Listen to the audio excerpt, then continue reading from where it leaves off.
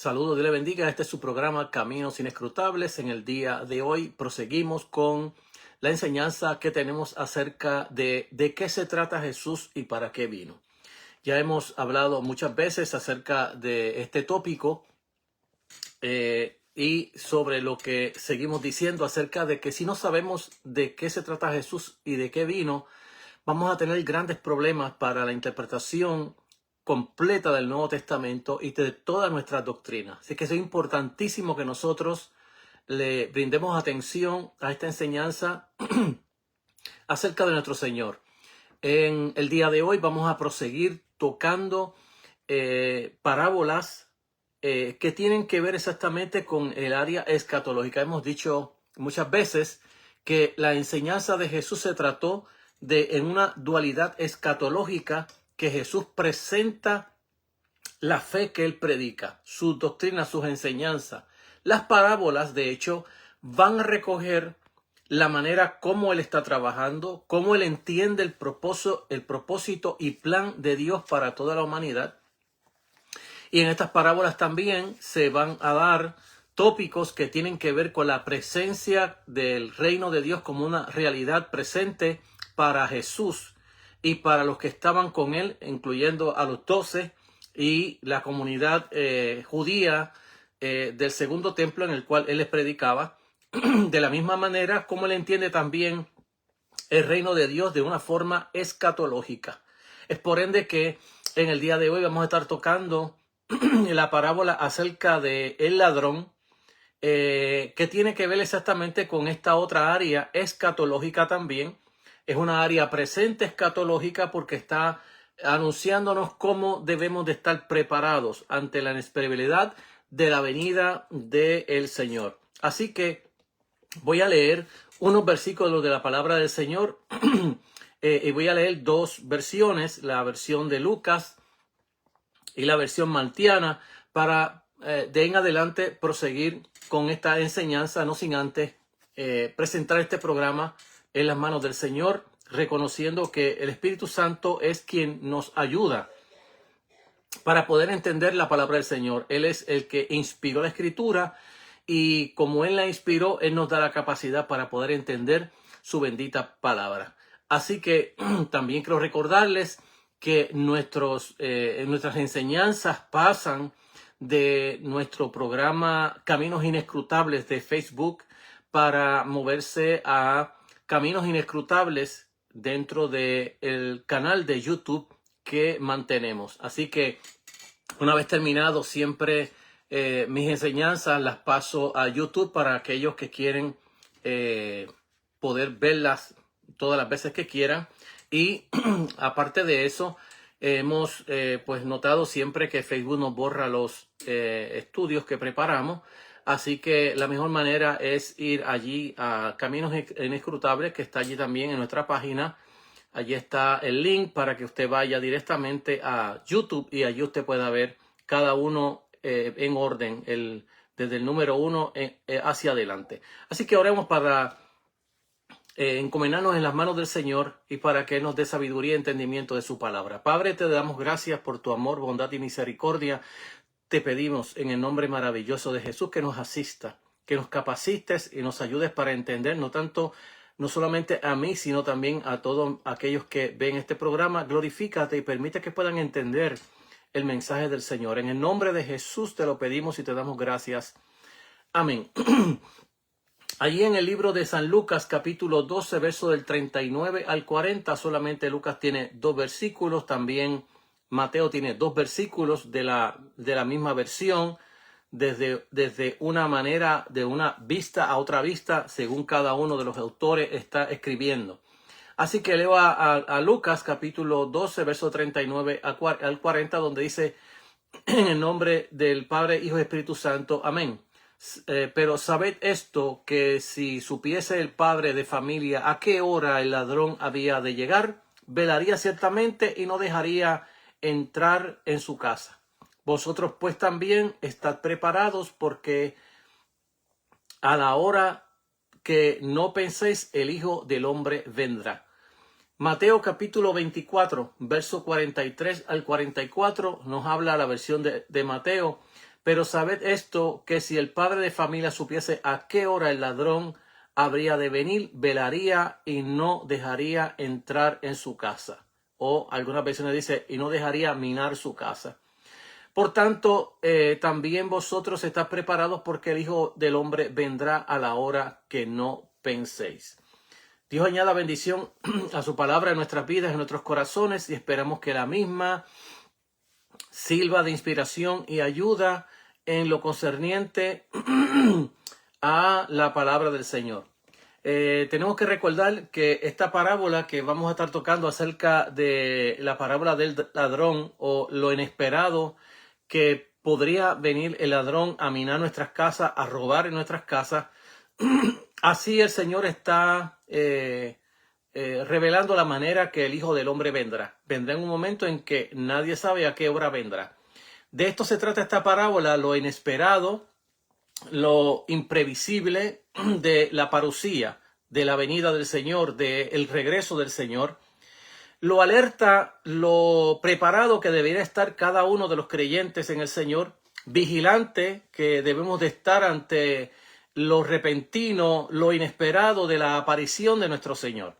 Esta parábola exactamente está, su base de ella es que estemos preparados, que no haya pérdida en el momento de la venida del Señor. Y como nadie sabe a qué hora va a venir, es interesante que los vocablos que estamos usando, especialmente la más común que usamos dentro de la iglesia, es la parusía, la venida del Señor. Pero en las Sagradas Escrituras, en el Nuevo Testamento, tenemos otras acepciones a esta palabra, que la Biblia habla cuando Él se manifieste, cuando Él venga, cuando Él aparezca. De hecho, la palabra parusía lo que significa es presencia. Es decir, es presencia versus lo que es ausencia. Es estar presente en lo ausente. De eso se trata la palabra parusía. Es decir, no estamos esperando que el Señor aparezca como un hombre del espacio viniendo de las nubes del cielo a la tierra. Es alguien quien puede aparecer en cualquier momento frente a nosotros y nosotros frente a Él.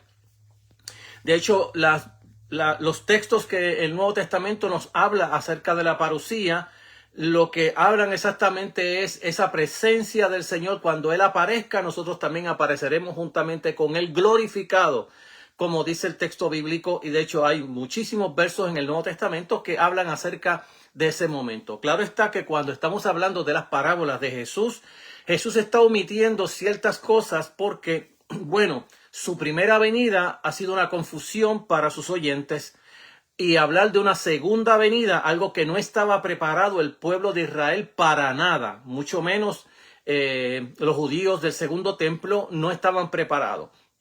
Tenemos que recordar, y quiero sentar estas bases antes de hablar de estas parábolas para que entendamos el contexto histórico en el cual nosotros estamos hablando acerca de esta verdad de las Escrituras. Por un lado, tenemos que reconocer que habían otras escrituras paralelas a las escrituras canónicas que encontramos, por ejemplo, en la Septuaginta, o la versión del hebreo como la versión del griego, la Septuaginta, del Antiguo Testamento al tiempo de Jesús. Y que habían otras escrituras como los libros o la apocalíptica judía, y habían otros libros más que se usaban, que los judíos usaban, que estaban hablando del contexto del pueblo judío en ese tiempo intertestamentario, que ellos estaban pensando acerca de la venida de Dios, cómo estaban visualizando la venida de Dios en ese momento. Eso es sumamente interesante, por eso que todos los intérpretes de las Sagradas Escrituras del Nuevo Testamento, cuando van a hablarnos de los evangelios, tienen que irse por obligación a esos tiempos de los persas, cuando ya Israel había salido de Babilonia, de los persas hacia nosotros, para ellos poder entender las escrituras judías, no meramente la canónica, sino aquellas que estaban a la par a la canónica o que estaban contiguas con la canónica, para ellos entender qué estaba entendiendo, cómo estaba entendiendo los judíos del segundo templo la venida de Dios, su escatología, el tiempo del fin, cómo ellos estaban esperándolo. Por lo tanto, es importantísimo que siempre que uno está hablando del Nuevo Testamento, especialmente los evangelios, nosotros nos vamos para ver qué estaban opinando, cómo estaban opinando la venida, la parucía, cómo la estaban entendiendo, cómo estaban entendiendo si eso era bueno para ellos o malo para ellos. Todo eso es bien importantísimo para entenderlo, igual que los escritos que se encontraron en las cuevas del Qumran, que también esos escritos de los esenios nos hablan de la esperanza que tenía el pueblo de Israel para esos tiempos, los grupos que habían, porque no solamente, a veces escuchamos solamente que estaban los escribas y fariseos, pero habían varios grupos dentro de ese momento histórico y unos a otros estaban a veces en contra de cómo se entendían y quién eran más santos que otros. Eso es bien importantísimo para poder conocer la escatología bíblica o la escatología, mejor dicho, apocalíptica que tenían los apocalípticos y los pueblos judíos del Segundo Templo, como Jesús la estaba entendiendo, como Juan el Bautista la estaba entendiendo, y para nosotros recoger toda esa literatura es sumamente importante para nosotros ver que la opinión que tiene Jesús de la escatología difiere, tiene esa convergencia y esa divergencia. En algunas partes convergen, en otras partes tienen una divergencia abismalmente. Entonces, Jesús va a introducir una segunda venida a esa escatología o ese tiempo del fin que los judíos estaban esperando. Y eso es bien importante para conocerlo. No era que el reino de Dios no había llegado. Para Jesús el reino de Dios era una realidad presente en el momento de la persona de Jesús en la tierra con ellos. Pero a la misma vez Jesús tenía una escatología dualista, una escatología que se estaba inaugurando con la persona de Jesús, con su venida, y una escatología que cerraba exactamente esa primera venida con otra segunda, que esa segunda haría el fin de la primera que él había establecido. Entonces, esa es la escatología que vamos a encontrar en los evangelios sinópticos, y esa también es la escatología que vamos a encontrar en las epístolas del apóstol Pablo, Pedro, Judas, el Apocalipsis, cada una de ellas. Nos están hablando exactamente de cómo se entendía, cómo Jesús mismo se entendía y cómo ellos estaban entendiendo o tratando de entender esta verdad. Hoy vamos a estar tocando sobre esta parábola, de qué se trata. O sea, la parábola, como ya nosotros hemos dicho en otras ocasiones, tiene una sola enseñanza. La parábola no es una alegoría para uno sacarle filo a cada palabra, a cada concepto que hay dentro de las parábolas, porque las parábolas son parábolas, es ese género literario que tiene solamente una enseñanza. Las alegorías, pues, son también género literario que le da licencia a la persona. Y una de las cosas que yo no me gusta hablar de las alegorías o no me gusta enseñar alegoría o predicar en forma alegórica es el problema que la alegoría le da licencia al predicador para decir lo que quiere de un texto sin que el texto esté hablando exactamente de eso. Ese es el gran problema de la alegoría. Entonces hay que tener cuenta que lo que estamos tocando son parábolas, no alegoría. No es que yo tenga licencia para reinterpretar o darle otro filo al texto bíblico del que está ya. Ahora, claro está, dentro de las parábolas existen varias interpretaciones que algunos teólogos se van por un camino, otros de otro. Depende también el supuesto que el teólogo le está poniendo al texto. Y para nosotros los estudiantes de la escritura, una de las cosas que miramos siempre para ver cómo se está interpretando el texto es el axioma que se está usando y los supuestos que se están montando dentro de ese axioma para interpretar el texto bíblico. Y eso nos da a entender a nosotros por qué este intérprete está dando una interpretación distinta a este otro intérprete que está dando otra interpretación del mismo versículo, de la misma parábola. Y entonces en esto tenemos que tener cuenta. Y hoy sí voy a hablar de una donde existe unas interpretaciones de dos teólogos prominentes que estén versados en este tema de lo que es el reino de Dios, y las voy a decir, aunque voy a omitir otras que para mí no tienen peso para yo ponerlas aquí en mi programa, porque para mí son supuesto que le hemos puesto el texto que no tiene nada que ver con el texto, y así que no me interesa darla, pero solamente voy a hablar de una aquí para hablar de cómo se está interpretando, pero a la misma vez qué es lo que Jesús está queriendo decir, que es el propósito de esta enseñanza de la palabra de Dios. Con esta introducción quiero mirar que el objetivo principal de esta parábola es lo inesperado de la venida del Señor, de la aparición del Señor, y que dentro de esa ¿cómo se llama? Imprevisibilidad de esa venida, por un lado, Jesús nos manda a nosotros a estar preparados. Por ende, siempre que se habla de estos temas, siempre se llama al pueblo a estar preparado ante la aparición del Señor, porque no sabemos cuándo viene. Sé que esto ha sido un problema para la teología liberal, que enseña que la iglesia primitiva esperaba que el Señor viniera y no vino. Bueno, pues después de que la iglesia primitiva esperara que el Señor viniera y no vino, también la iglesia subsiguiente esperaba, la iglesia de nuestros padres, los primeros padres, también esperaban que el Señor viniera y no vino. Y también lo encontramos en la Edad Media, y también lo encontramos dentro de la Reforma Evangélica, y también lo vamos a esperar en nuestros días. Siempre nuestros abuelos o bisabuelos esperaban que el Señor viniera, no vino. Nuestros padres esperaron que el Señor viniera, no vino y se murieron. Y nosotros estamos esperando que Él venga y no sabemos también si nos morimos. Lo interesante de estas parábolas es exactamente que llama al pueblo a la conversión, al arrepentimiento y a una vida que converja con el texto sagrado o con la vida de Dios o con la imagen de Dios, es decir, de esa nueva creación. Eso es lo que estas enseñanzas están llevándonos a nosotros, a que vivamos una vida que refleje la nueva creación de Dios, que estemos preparados en eso, porque no sabemos a qué hora el Señor vendrá. De eso se trata exactamente esta parábola. Todo lo que le añadamos por el lado, todo es un frosting que le estamos añadiendo a la parábola. La parábola nos está diciendo a nosotros que como no sabemos la hora que el Señor aparezca, hay que estar preparado. Bueno, pues si mañana me toca morir a mí, mi generación posterior estará también esperando que el Señor venga, venga o no venga. No sabemos cuándo venga. Lo importante es que yo tengo que estar preparado, porque si el Señor viene, pues me va a sorprender la muerte. Y si me sorprendió la muerte, pues ya el Señor vino para mí. Ya.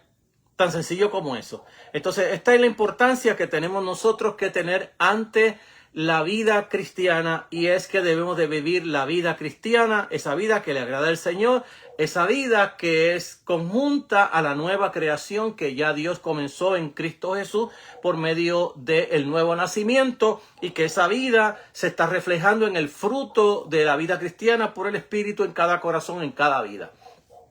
Entonces, la redacción de esta parábola, la parábola Q, o cuando digo Q estoy hablando del Qumran, difiere un poco de las versiones de Mateo y del evangelista Lucas, pero en algunos aspectos menores, al parecer, Mateo parece ser más primitivo que Lucas. Tenemos que tener en cuenta que los estudiantes del Nuevo Testamento siempre debaten cuál fue el evangelio que apareció primero y quién tenía el segundo y el tercero. Debió tener el primer evangelio del que salió primero a manos, leerlo, pero a la misma vez cambiarle ciertas cosas, porque tengo un auditorio que es distinto al de Marco. Todos nosotros creemos que Marco fue el primer evangelio que fue escrito, y que cuando Lucas estaba escribiendo su evangelio ya tenía el evangelio de Marcos con él en su escritorio, igualmente lo tenía Mateo en su escritorio, y que también Lucas tenía otras fuentes que ni tenía Marcos, que tampoco tenía Mateo, pero que él las tenía, otras fuentes de las cuales él estaba supliendo su evangelio que él va a escribir. Así que es interesante mirar estas cosas para que nosotros podamos mirar cómo es que éste está escribiendo de una manera. Y de hecho, la pedagogía del tiempo de Jesús era de esa manera, era que yo podía escribir la verdad usando mis propias palabras o para mi auditorio, arreglándola. No tenía que seguir exactamente lo que exactamente Jesús dijo, pero sí la verdad que Jesús dijo. De eso se enseñaba, y de hecho en las parábolas de Jesús, Jesús mismo le da licencia a sus discípulos para que ellos hagan eso exactamente. Ellos se comuniquen a otras generaciones, a otros pueblos de una manera distinta, pero que tenga la misma verdad. Por eso que vamos a encontrar dentro del Evangelio que cada uno está hablando como que en otras lenguas, pero lo mismo. Bueno, velad pues, porque no sabéis el día en que ha de venir vuestro Señor. Esta palabra de velar no pertenece a la parábola, sino que es un dicho independiente que Mateo va a inculcar dentro de esa parábola, va a colocarlo allí, aparentemente para que sirva de anuncio al tema de las parábolas que le siguen a Mateo. Ante el planteamiento de Doc y Jeremías tocante a esta parábola, ellos están refiriéndose a esta parábola, pero están tomando al Evangelio de Tomás. Y cuando estoy hablando del Evangelio de Tomás, no estoy hablando de Santo Tomás 12 siglos después en la era cristiana. Estoy hablando del Evangelio gnóstico de Tomás. Este Evangelio gnóstico de Tomás tiene las parábolas de Jesús, tanto recogidas de Mateo como de los demás, pero también este Evangelio es un Evangelio gnóstico. Entonces, cuando nosotros leemos el Evangelio de Tomás, tenemos que tener cuenta a la hora de la escatología, de cómo se mira la escatología, porque el gnosticismo mira la escatología desde otro punto de vista. Y uno de los errores que a veces se cometen dentro de tomar las literaturas no canónicas, y vuelvo a repetir que las literaturas no canónicas son importantísimas para conocer cómo pensaba el pueblo judío del Segundo Templo. Eso es sumamente importante. Lo que no podemos darle validez es que estas enseñanzas, o como ellos lo creen, vayan por encima del texto canónico. Entonces, dentro de esta verdad, cuando Doug está trabajando y Jeremías el asunto de esta parábola, sostienen que tiene en cuenta la crisis que estaba desarrollándose dentro del ministerio de Jesús. Esa es la tesis que ellos están levantando. Entonces, admiten que en las enseñanzas de Jesús, las predicciones de la venida del Hijo del Hombre o de aquel día, el día escatológico, corre paralela a sus predicciones de desastre histórico, y que la venida del Hijo del Hombre en su aspecto de juicio debía realizarse en la catástrofe que Jesús veía avecinarse para él mismo y para sus discípulos y también para su nación. Jeremías siguió esencialmente también el camino de Doc al considerar que la parábola se refería al día del Señor, con los temores que lo acompañaban para los impíos, incluido el Israel incrédulo. Juzgó que la aplicación de la parábola a la parucía de los evangelios era secundaria, ya que la parábola trata del desastre, mientras que la parucía se representaba en otro lugar como un día de alegría para sus discípulos. Además, señala que la aplicación cristológica de la segunda mitad de la parábola está ausente en la visión del evangelio que ya le dije de Tomás. Vamos a mirar también lo idéntico de las frases escatológicas que vamos a considerar para mirar cómo ellos están interpretando estas parábolas que Jesús está diciendo y cómo lo estaban entendiendo exactamente la iglesia primitiva. La interpretación de Doc apenas hace justicia al lenguaje escatológico de Jesús. Ni decir que de la respuesta de Israel al ministerio de Jesús, que fue determinante para su destino, como dejó claro tanto en las palabras como en el discurso llano. Pero Jesús nunca sugiere que su muerte iniciará temporalmente la tribulación final, emitiendo una parucía instantánea. Y de hecho, Jeremías se desmarca con razón de esta visión de Doug, pero luego procede a trazar una distinción entre el día del Señor y la parucía en la enseñanza de Jesús, sobre la base de que el primero significa desastre y el segundo alegría. Y en esto definitivamente doctor Jeremías se equivoca. El Apocalipsis Q representa claramente el día del Señor como idéntico al día del Hijo del Hombre o a la parucía del Hijo del Hombre. Por este acontecimiento suspirarán los discípulos, según nos habla Lucas capítulo 17, verso 22. pero la generación tan descuidada como la de Noé y la de Lot traerá perdición, según nos habla Lucas capítulo 17, verso 26, cuando él dice que esos últimos días serán como los días de Noé, como los días de Lot, creando una separación entre las personas que implicará una toma de los que están preparados para estar con el Señor en el banquete mesiánico y una salida de los que no están preparados que van hacia la perdición de rechazo divino, según nos habla Lucas capítulo 17, versos 34 y 35. Fijémonos que en ambos casos, cuando Jesús está hablando acerca de la venida del Señor y de su aparición, o está hablando del momento del día del Señor, está hablando de la misma ocasión o está hablando de las mismas acontecimientos que van a ocurrir dentro de la segunda venida de Cristo.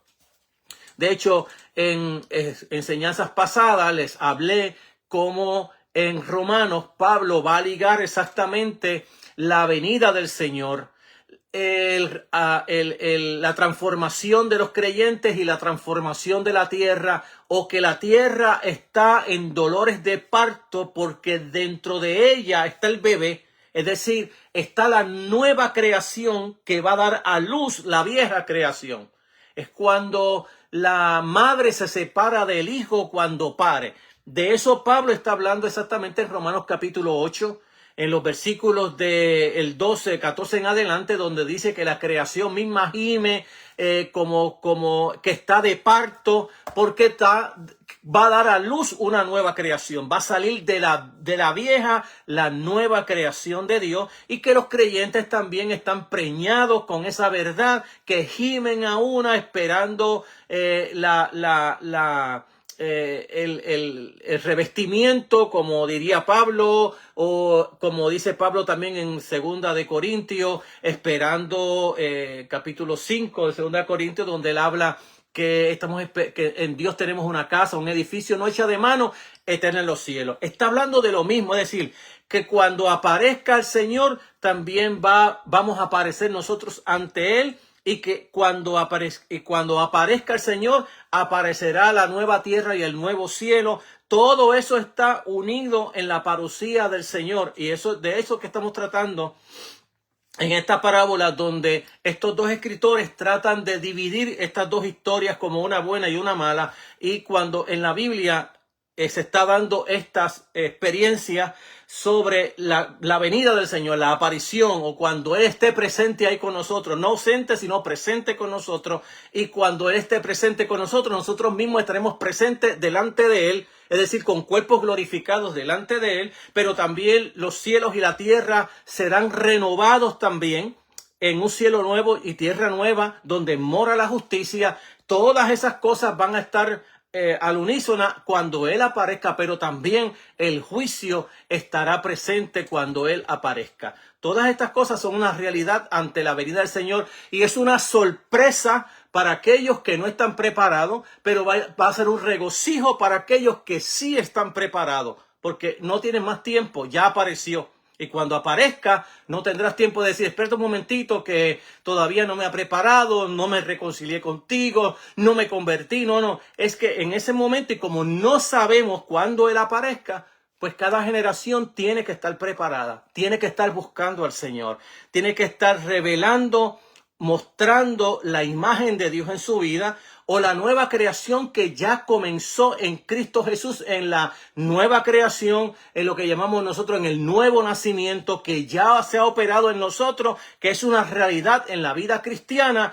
y que tenemos una predisposición santa para buscar al Señor, amarlo y adorarlo y servirle. De esa verdad es la que nosotros estamos todos los días buscando, o llenarnos o mostrando esa verdad de Dios en nuestras vidas a un mundo que necesita conocer a un Dios que cambia, que transforma, y que la manera mejor que tiene para ver esa transformación es viendo a los hijos de Dios cómo se tratan los unos a los otros, como Jesús dijo en cierta ocasión allá cuando estaba en la oración intercesoria: Padre, que ellos sean como nosotros somos, que ellos sean uno como nosotros somos uno.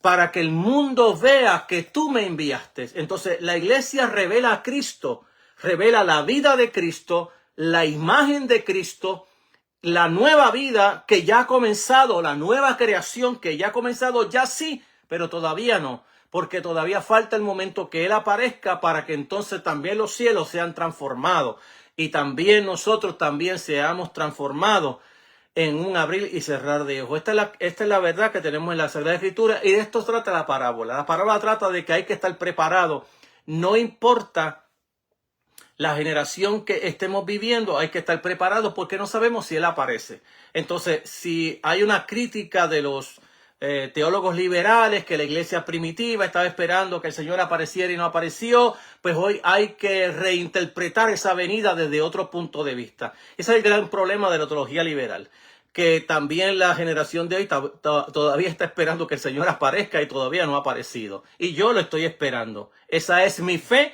porque entiendo que Jesús es la esperanza bienaventurada para todo verdadero creyente que ama al Señor.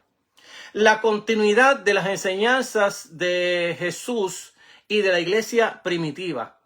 La comprensión de que la parusía o la venida del Señor, ya la palabra parusía más que venida lo que significa es presencia. Eso significa la palabra parusía, presencia, en relación de ausencia.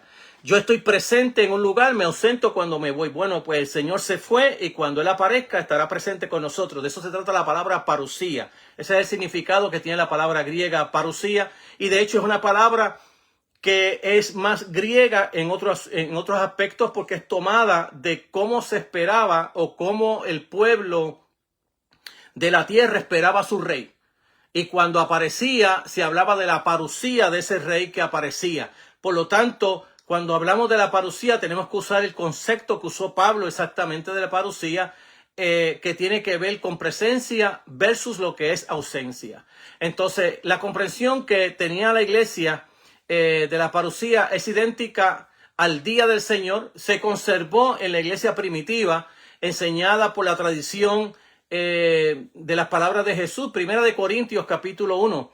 Verso 7 dice, y de tal manera que nada os falte en ningún don mientras esperáis la manifestación de nuestro Señor Jesucristo. Fíjese que allí, en vez de usar la palabra parusía en el griego, está usando la palabra cuando se manifieste.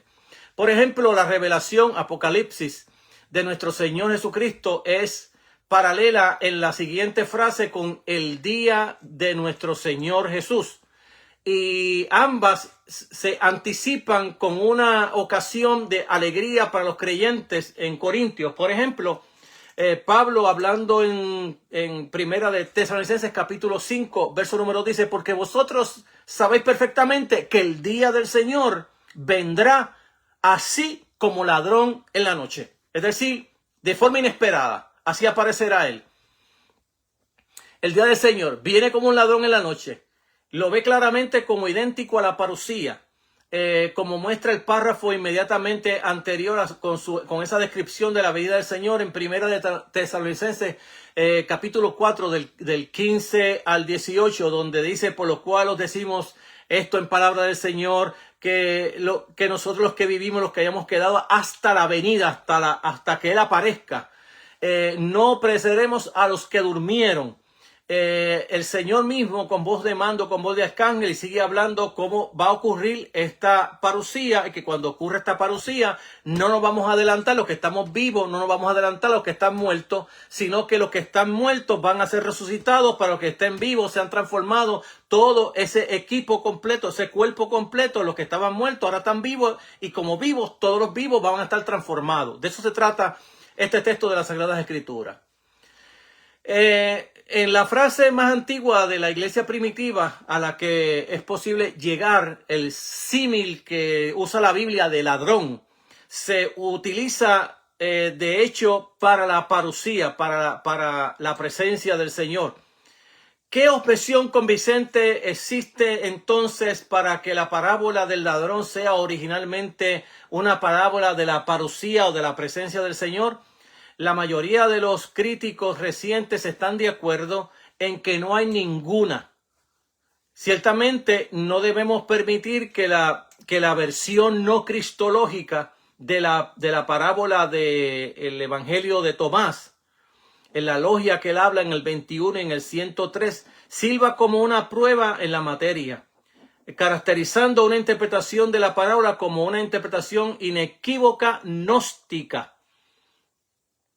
Que Tomás no permite la exhortación a la vigilancia respecto a la parucía es de esperar ante la escatología gnóstica, o más bien la desescatologización. De hecho, Tomás transforma al ladrón en el cosmo y dice, tú, sin embargo, vigila el cosmo, el mundo. No podemos apelar a esta fuente contra los evangelistas, y la iglesia primitiva en un asunto tan ajeno a su perspectiva gnóstica. Y recordando que los gnósticos veían el cuerpo como pecado y que la fuente de ese pecado era la propia creación de Dios. Que el Yahvé que hizo la creación, un ángel grande cometió el error de la creación y le dio cuerpo a las almas.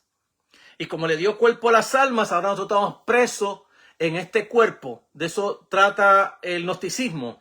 Y el gnosticismo, la persona que se da cuenta de que está encerrado dentro de ese cuerpo y necesita libertad a esa alma, pues se le llama gnosis. Ese conocimiento que yo he tenido, por eso es que muchos gnósticos se llaman estrellas o luminares, porque le ha venido ese conocimiento de que ahora entienden que están presos y que necesitan ser libres.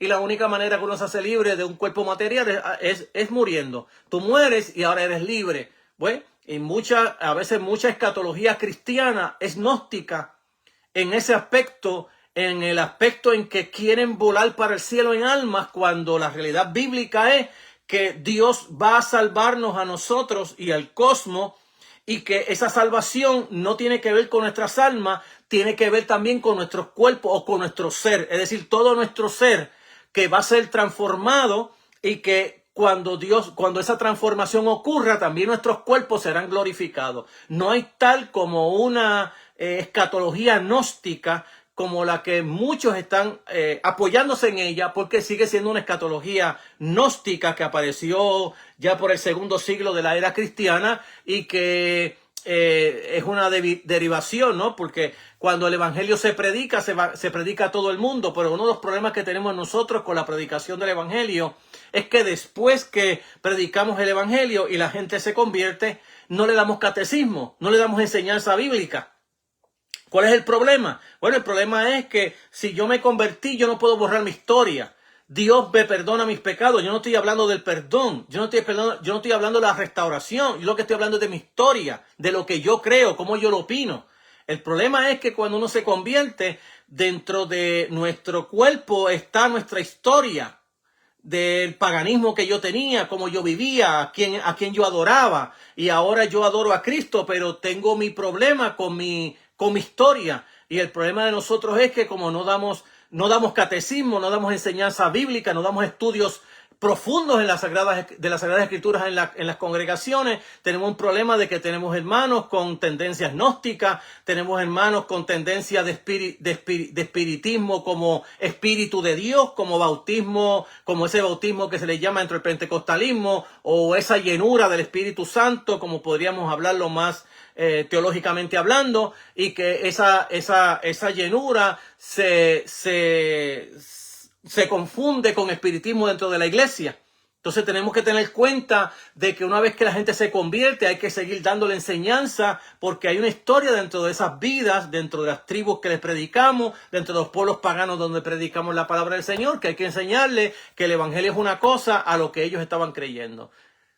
La mejor evidencia la tenemos allí en Primera de Corintios. Léase Primera de Corintios, usted verá los problemas que tenía Pablo con la iglesia de Primera de Corintios, porque tenían dentro de sus mentes una historia del paganismo, y para ellos casi el paganismo, como la llenura del Espíritu Santo o como los dones del Espíritu Santo, la estaban confundiendo con brujería. De ahí que Pablo en el capítulo 12 de Primera de Corintios dice, si alguno por el Espíritu llama a Jesús anatema, esto no es de Dios. Es decir, nadie por el Espíritu puede llamar a Jesús anatema. Y nadie puede, si no es por el Espíritu, llamar a Jesús Señor. Esa es la realidad bíblica que tenemos, pero Pablo enseñaba. El problema de nosotros es cómo la iglesia hoy está entendiendo la enseñanza de la palabra del Señor. Porque la realidad que tenemos nosotros en la iglesia es que las escuelas dominicales, si es que son escuelas dominicales o estudios bíblicos, se van en puras interpretaciones, ¿cómo podría decir? Interpretaciones de sentido común. Hermano, léame este texto que usted entiende, allá eso es lo que entiende, pues vamos para otro texto. Y cada cual está dando filosofía del sentido común. Y esa manera de enseñar la escritura es una manera tan vaga, tan irresponsable, en el cual tenemos muchas personas en la iglesia con problemas teológicos, con problemas de la verdadera enseñanza, porque no estamos enseñando la palabra de Dios. Bueno, vamos a seguir porque el tiempo me traiciona. Entonces, dentro de esta verdad, una vez que reconozcamos que la parábola del ladrón se refiere a la parusía o a la presencia del Hijo del Hombre, su significado no es difícil de determinar. Lo que expone, de hecho, la parábola es lo inesperado, lo imprevisible de la parusía, es decir, de la presencia del Señor. De ahí que la parábola exija que a todos prontitud, como dice el texto en el griego, dado que el acontecimiento se asemeja a la llegada de un ladrón, se suele suponer que la parusía o la presencia se contempla en su aspecto de juicio, que traerá la pérdida y la ruina para muchos. La observación que se hace en este punto que estamos hablando, la parusía según la comunidad del Qumran, para la comunidad Q, cuando digo Q hablo del Qumran, la parusía no es en primer lugar día de jubileo. Encontrarte con otras representaciones carismáticas del cristianismo primitivo, por ejemplo, Maranata, ardientemente anhelante en la liturgia que se daba en la Santa Cena, la iglesia primitiva, prepaulina, donde en 1 Corintios capítulo 16, verso 20 dice, os saludan todos los hermanos, saludan unos a otros en un beso santo, en ósculo santo.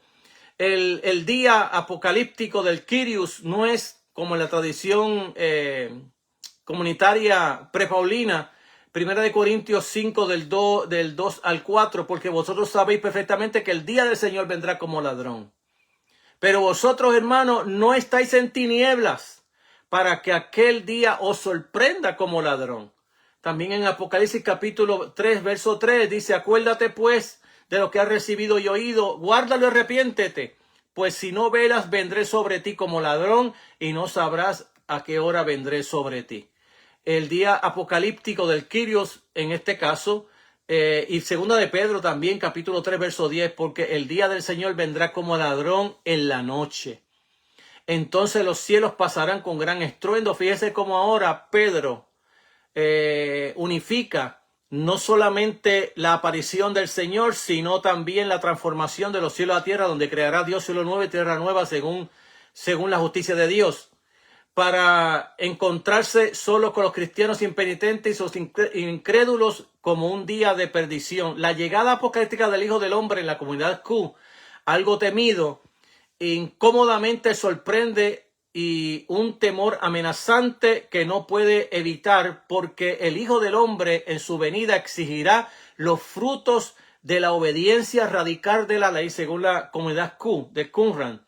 En este contraste entre Q y las demás comunidades primitivas demasiado marcadas, ya hemos visto que la representación de la parusía en el Apocalipsis que nos encontramos nosotros, bíblico, es el capítulo 17, verso 22.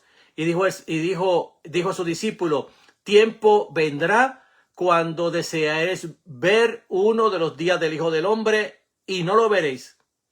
Y os dirán, helo aquí, helo allí, no vayáis ni sigáis. Tiene aspectos positivos de que están preparados para el final, así como las ruinas para los que no están preparados. Debemos recordar también que el dicho fundamental de Lucas capítulo 12 del 8 al 9, os digo que todo aquel que no me confiese delante de los hombres, también el Hijo del Hombre lo confesará delante de los ángeles de Dios. Pero el que me niegue delante de los hombres será negado delante de los ángeles de Dios. Mateo capítulo 10, verso 10, versos 32 y 33. A cualquiera, pues, que me confesare delante de los hombres, yo también lo confesaré delante de mi Padre que está en los cielos, y el que no lo haga, haré lo mismo. Y la fiesta, también encontramos la gran fiesta, el gran banquete escatológico que encontramos en Lucas capítulo 14, versos 16 al 24, y Mateo 22, del 1 al 10, que ese es el banquete de que siempre estamos hablando del asunto escatológico de la venida del Señor. La parábola del ladrón llama la atención principalmente sobre la impresibilidad de la parusía, de la venida del Señor, de su aparición, más que sobre la idea de que trae pérdida a las personas. O sea que el énfasis de la parábola es más que estemos preparados que de las pérdidas que van a haber. Por eso es que la exhortación en la parábola es a estar preparado ante la venida del Señor. Si la parusía se ve en términos de juicio en un sentido positivo, connotará vindicación y salvación por un lado y condenación y pérdida por el otro lado. La comparación de la parusía del Hijo del Hombre con la incalculable visita de un ladrón no implica por sí mismo que la parusía sea un acontecimiento desastroso. Más bien, es un llamamiento para que no sea un día de pérdida, sino de entrada en la ganancia infinita del reino de Dios. Como se ha señalado, la preocupación en la parábola, en primer lugar, se ve que no es una profecía de juicio, sino más bien una exhortación, una llamada a echar mano a la salvación y a vivir en ella, a vivir como una persona salvada. Y como yo he sido salvado, quiero vivir como una persona salvada. De eso se trata exactamente la fe cristiana. Es alguien que quiere vivir como lo que es.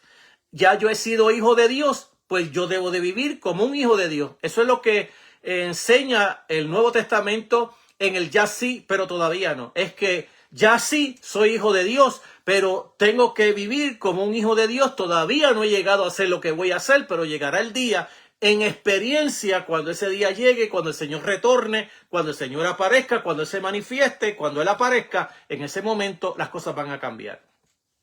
Entonces queda por preguntar si Jesús pudo haber pronunciado la parábola. Bueno, este es otro problema de la teología liberal. En el caso de Bullman, vacila en esta cuestión que si fue Jesús quien pronunció la parábola. Tenemos que recordar que siempre uno de los problemas que tiene la teología liberal es que se pasan como cuando yo era chico. Yo recuerdo en la iglesia que los pastores decían, bueno, el hermano que no le gusta este texto lo va arrancando páginas del texto hasta que se queda sin páginas. Bueno, pues la teología liberal tiene ese gran problema. Es que ellos comienzan a sacar de la historia, y cuando vienen a ver se quedan sin la historia, es decir, se quedaron sin página. Y a lo último tienen que decir que otra persona fue la que habló lo que habló y no fue Jesús. Bueno, pues Bullman tenía ese gran problema porque de hecho Bullman viene de la teología liberal y vacila en esa cuestión sobre la pregunta si fue Jesús quien dijo eso. Pero algunos estudiosos recientes se han negado a atribuírsela a Jesús basándose en el sesgo cristológico. Refleja la experiencia de la iglesia sobre el retraso nuevamente de la parusía. Cualquiera que reconozca que Jesús se veía a sí mismo como el representante mediador, el portador del reino de Dios, cualquiera que reconozca que Jesús se veía de esa manera,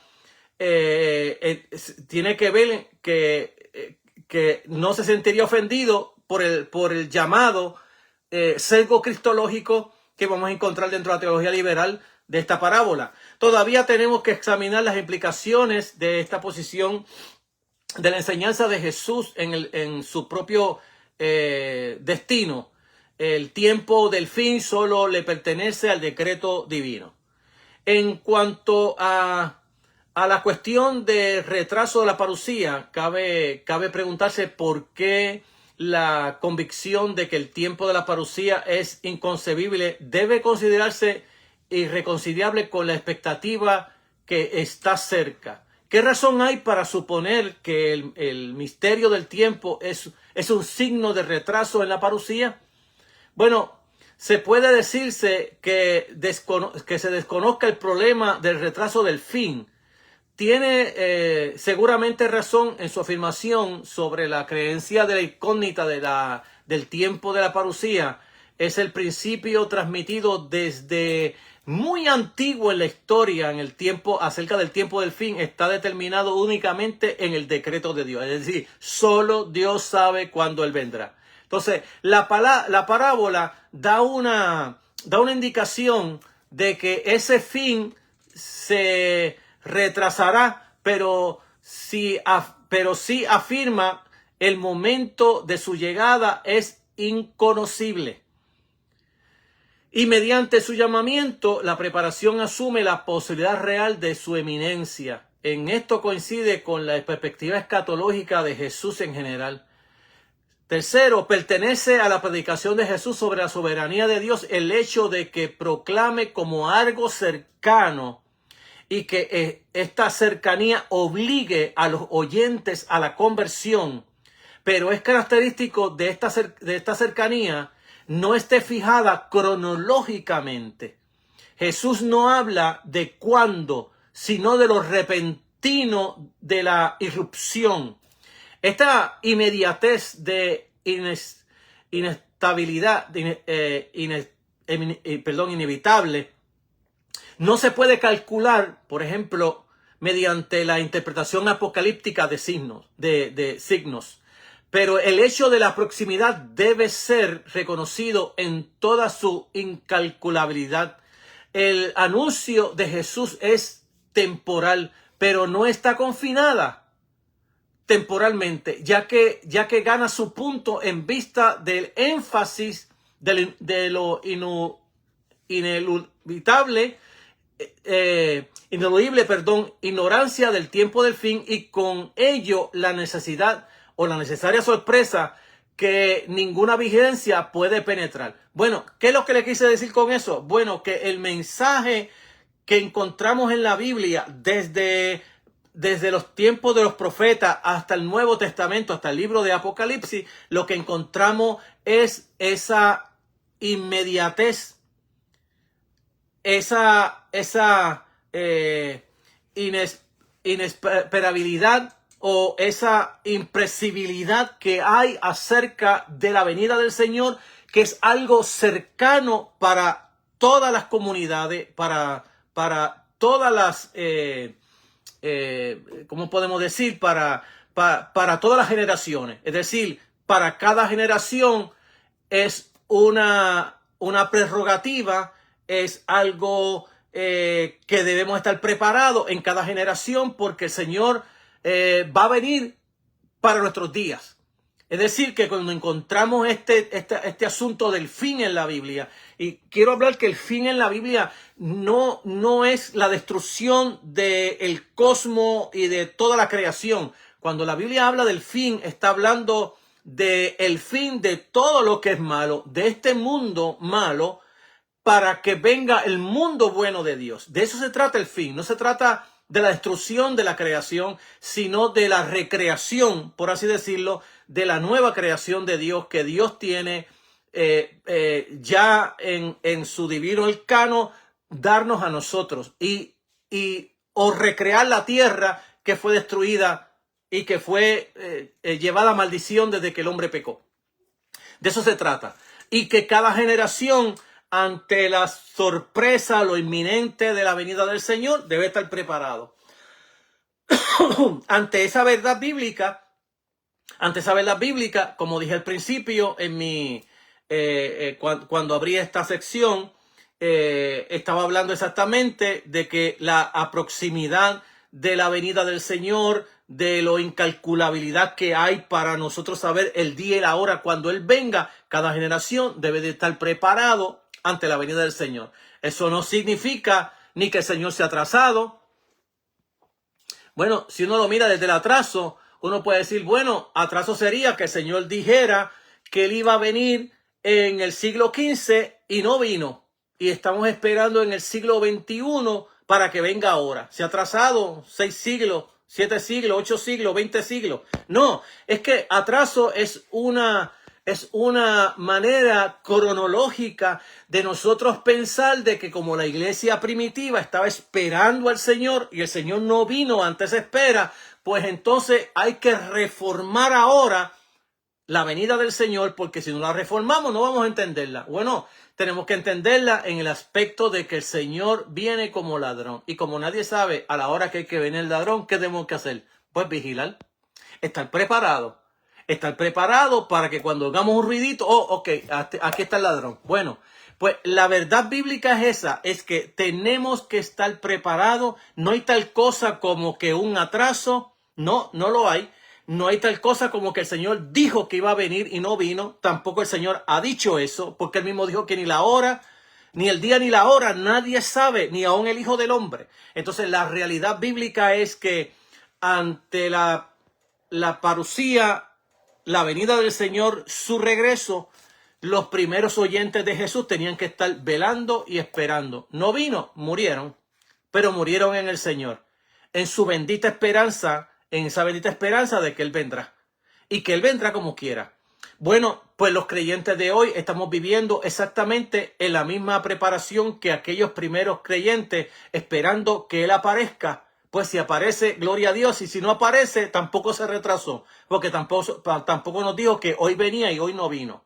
La realidad bíblica es esa, que estamos viviendo desde el ya sí, pero todavía no. Desde que el Señor lanzó el reino con su primera venida, ya el Señor ha cambiado todas las cosas de tal manera que vivimos el futuro en el presente. Ya Jesús dice, el que cree en mí ya tiene vida eterna. Bueno, tiene vida eterna, eso es cierto, puramente cierto, pero el que tiene vida eterna también se muere. También muere, pero muere en esperanza, porque lo que lo va a mover a esa esperanza ha sido la resurrección de nuestro Señor Jesucristo, porque Él resucitó. Él es primicia de los que durmieron, pues como es el primer fruto de la gran cosecha, todavía falta esa gran cosecha, todavía se está esperando. Pues la verdad bíblica es que seguimos esperando, y esto es de lo que se trata esta parábola. El ladrón viene, sí, y hay que estar preparado. Y la venida del Señor viene exactamente como ladrón. Viene, está símil como ladrón. Nos está diciendo a nosotros que hay que estar preparado ante la venida del Señor. Porque cuando Él aparezca, ya no hay manera de reconciliarnos, ya no hay manera de hacer más nada. Porque cuando Él aparezca, en su misma aparición, vendrá la transformación de nuestros cuerpos. Vendrá también la transformación de los cielos y la tierra. Vendrá también el juicio y vendrá también el fin. El fin cuando Él establezca el reino que ya lanzó en su primera venida y que lo va a finalizar en su segunda venida cuando Él aparezca. ¿Y qué estamos esperando nosotros? Exactamente, que Él aparezca.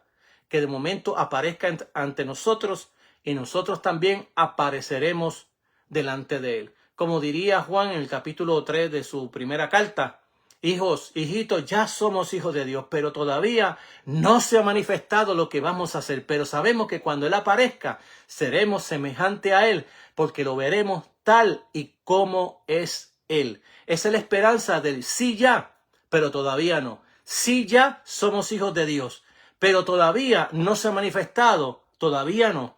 No se ha manifestado lo que vamos a hacer.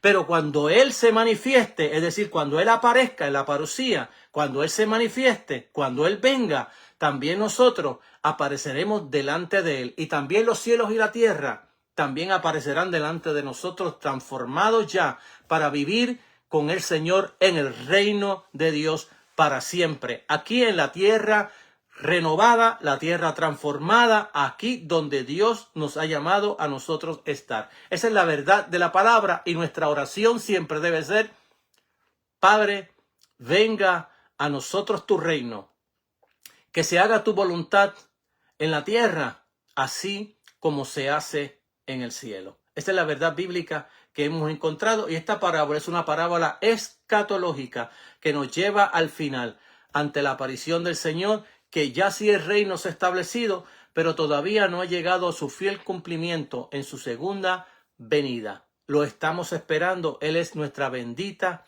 esperanza. Amado, hasta aquí me trajo el río en el día de hoy. La próxima estaremos hablando sobre otras parábolas, escatológicas. Estamos trabajando este asunto de la realidad escatológica y la realidad presente del reino de Dios, y la realidad escatológica, esta dualidad escatológica que Jesús presentó en sus predicaciones desde que comenzó a predicar, y que sus enseñanzas en las parábolas está su doctrina, su enseñanza, lo que él creía, lo que él opinaba y lo que él entendía según el Padre le estaba dando que hiciera aquí en la tierra.